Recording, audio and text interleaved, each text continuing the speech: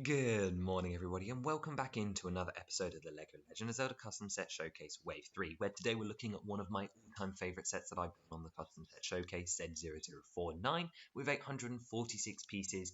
This is Yiga Clan Attacks, based off Age of Calamity Mission 7, Yiga Clan Attacks.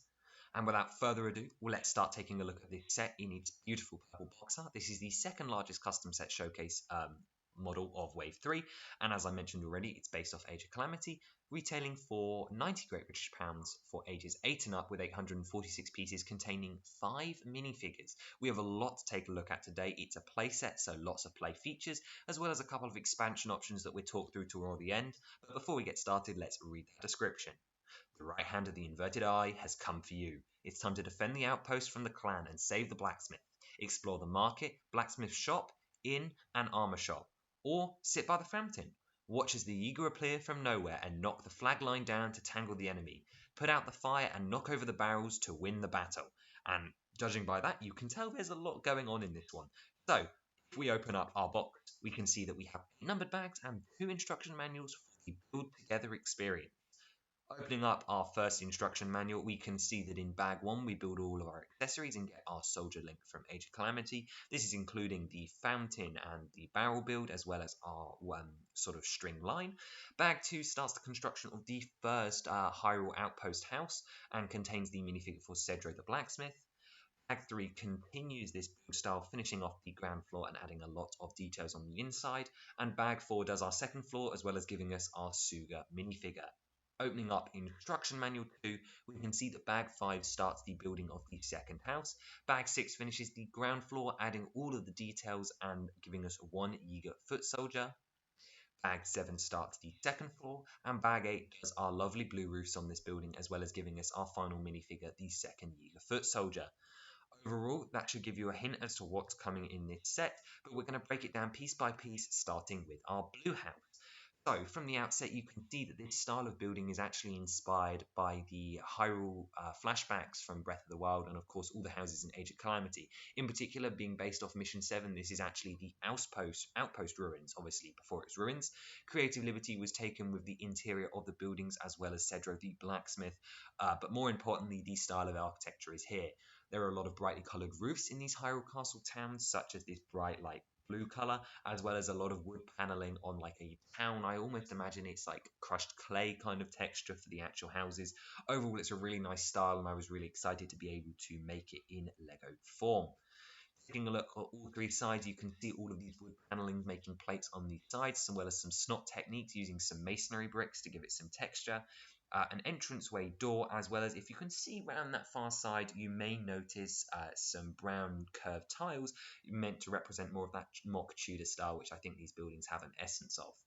However, our roof is hiding a feature, and I absolutely love the color of this one.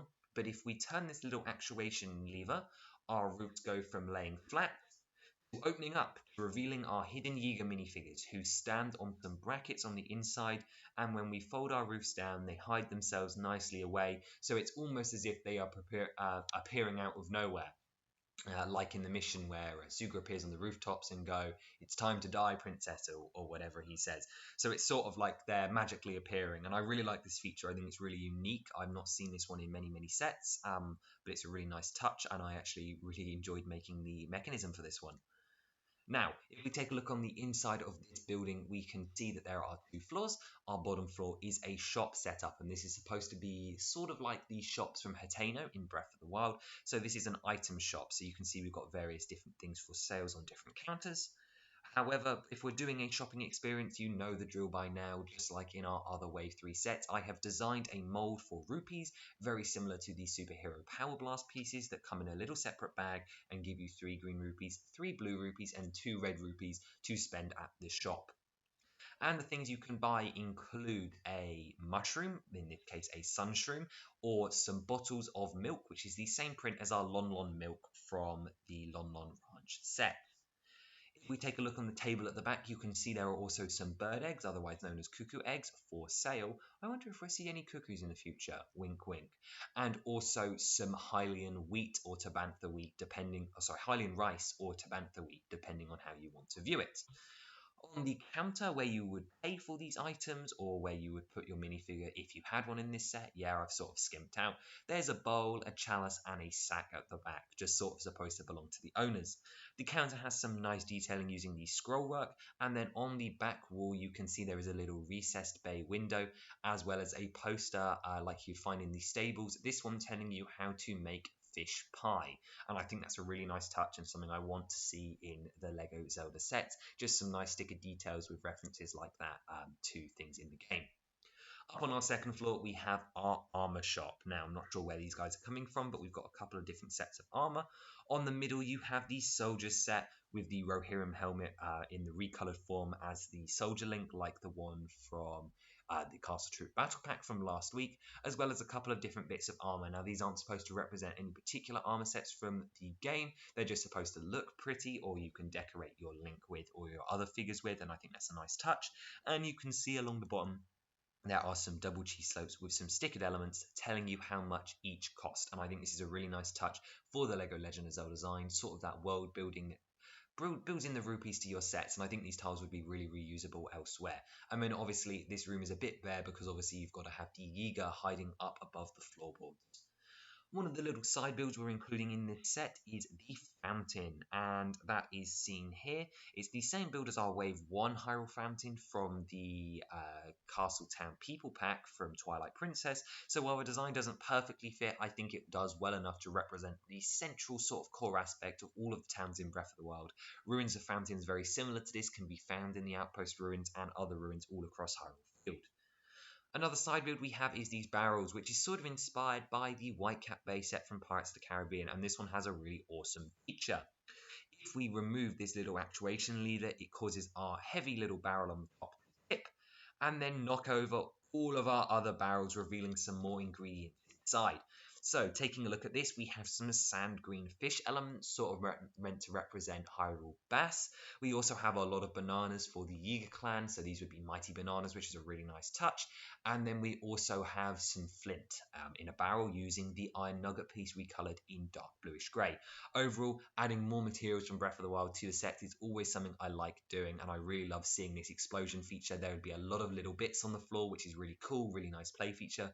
Your floor would be scattered with like 8 bananas, 4 fish, and like 6 nuggets as well. So that's really cool, especially when you add it to the Hylian wheat and stuff from the shop. The last little feature that connects our two buildings is this little string of bunting, which feature quite heavily in the Age of Calamity like villages.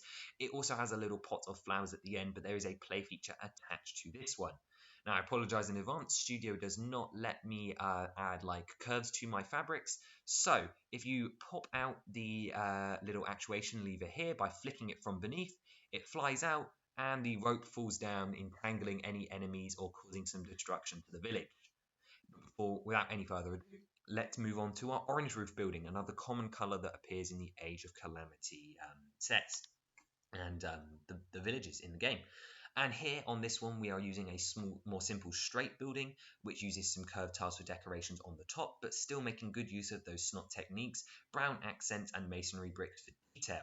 Looking on the other side, you can see there is a window, more of these curved elements, and then this sort of just attachment point where I guess you could almost hang your Link minifigure or a Yiga clan as if he's flying in midair off that stamp piece on the wall. Around the other side, we have a rough rudimentary chimney build, because this build is actually the blacksmith shop. One last thing to take a look at is once again our roof hides a secret, and in order to be a bit different this time, we can open this roof up to reveal some flames as if the building is on fire, which is obviously something that would happen when the Guardians attack. To be fair, this set would be a really good one to pair with Guardian attacks from Wave 1 set 0011, as you could use this set to just sort of represent the downfall of Hyrule or the action of Hyrule at any point, and Suga could have set this building on fire easily as well. On the inside ground floor, we have the blacksmith shop for Cedro, our beloved blacksmith, and there are quite a lot of details to take a look at in here, as well as some more exclusive weapons. Over on the right, we have a bow, a spear, a sword, and a double-handed axe, all of which are based off weapons from Breath of the Wild, the spear being a Lizal spear, a traveler's sword, a traveler's bow, and then the double-handed axe. And there's actually a little pot of water for Cedro to do his blacksmithing work, like to cool down the material or whatever he needs to do when he's forging swords. And forging swords he has. Above the mantelpiece we have a soldier's broadsword, and in the two barrels we're using superhero accessory pieces to represent the Great Flame Blade and the Great Frost Blade, two weapons which are really fun in Breath of the Wild, and they're a nice inclusion here, using these sort of like flamey sword pieces with some pearl dark grey lightsaber hilts, and then the gem piece on the end to represent the elemental part. And then you may have also noticed our little furnace over here, which has a little anvil out front, some fire, and of course one more play feature. Our anvil goes up and down to hammer whatever sword you would like. You could take them out the barrels, off the walls, or out of Link's hand. And in our fireplace at the back, you've just got some glowing embers and some fire for him to heat up a sword. Overall, a nice little addition to the universe and to this model. Upstairs is Cedro's apartment, and ignoring the fire in the wall, I think there's some nice details here. So on the wall, he has a picture of the Breath of the Wild, and this is the same picture. It's been Legoified, but it's the picture that appeared in the Twilight Princess Mallow Mart, sort of teasing Breath of the Wild, where you'd have Link on horseback, which is just a sticker on a 1x2x5 pillar. Over on the left-hand side, we have a table with a little flower in a pot, as well as a book clipped into the wall. Now, the special thing about this book is it has a 1x2 sticker on its insert, and that sticker is the same Easter egg that appears on the books in Breath of the Wild, where it's today is April 1st, everything I write is a lie. This text is very important in the Hylian script from Breath of the Wild. Look up that reference if you want to know more about it. It's a pretty cool one, actually. And then over the other side, we have Cedro's bed, which is made using some curved slopes, some rail pieces, and then the pillows are at different heights to show the bed being a bit more ruffled. Overall, a nice inclusion to the upstairs here.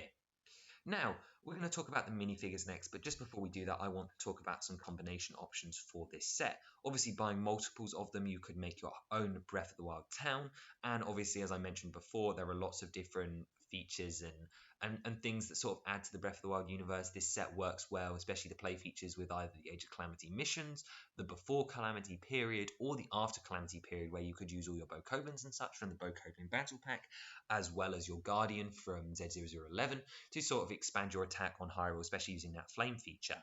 Now, let's get straight into the minifigures. First up today, we have Suga, the addition to the Yiga clan from Age of Calamity. He's here wielding his dual katanas. He has a special molded headpiece and then some very nice dual molded arms, dual molded legs, and leg, arm, and torso printing. Here is his reference imagery, and you can see that I have chosen to ignore his shoulder pads for this one, more in favor of collar detail. Moving on, we have Cedra the Blacksmith, and half of you have probably been wondering who I've been talking about when I've been saying Cedra the Blacksmith. Well, Cedra the Blacksmith is the blacksmith that upgrades your weapons or weapon fusing master in Age of Calamity. He's here with his little blacksmith hammer. He's got some dual molded legs, his apron, a neckerchief, and he's using the tied back hairpiece from, I think of it, I associate it with Bodhi Rook from Star Wars. And he's got a very scared expression because obviously the village is being invaded. Next up, we have the Yiga foot soldier here, who is using a different molded headpiece, which has a stud attachment at the top for the Kevin the Minion hairpiece, a hairpiece I love using in this series. He has some dual molded arms, some leg printing, and a torso, and you get two of them in this set, and I think he looks absolutely great. I really hope if they did these in Lego form, they would mold the heads, although it's possibly unlikely that they might do something like that. As for his weapon choice, instead of going for the Demon Sickle, I chose to go for the Demon Carver, reusing the barbed wire piece as I think it's a really close match for that from the game. And then finally, our fifth minifigure, we have the Link minifigure of this set, the soldier armor from Age of Calamity, and this is without helmet, obviously, the normal soldiers have. However, he is reusing the same torso, arm, and leg printing as those soldiers from the Castle Troop Battle Pack, Castle Town People Pack, and the Hyrule Castle sets throughout the last waves. He's using his Breath of the Wild hairpiece, which has been used on multiple links before, and he's using the same stern expression that he has across the waves. And that is going to do it for Z0049, the Yiga Clan Attacks. And this is a lovely playset full of lots of fun features, and it actually has a displayable detail. One thing I didn't touch on earlier, but I did also touch on briefly, is there's lots of attachment points throughout the buildings for minifigures to be flying or fighting or attaching. And I imagine this set would also include a couple of DC minifigure poser pieces to have Suga and such like in slow motion in the air. Overall, I think there's a lot of nice details here, and I think it makes an amazing playset, something that I'd like to see replicated in real LEGO form, or try to build myself IRL. Now, on to next week. We're way over halfway in the custom set showcase, and while we've seen a lot of the great ones, there are still a lot of great sets still to come. Most notably Z0036 with 459 pieces. A lot of people have managed to guess this one. It is based off Skyward Sword, and I'm really excited to show this one to you. I think it's really cute. It's another playset, but leave your guesses down for that down below. Your thoughts on the Yiga clan attack as well in the comments, and I will see you next time. Goodbye.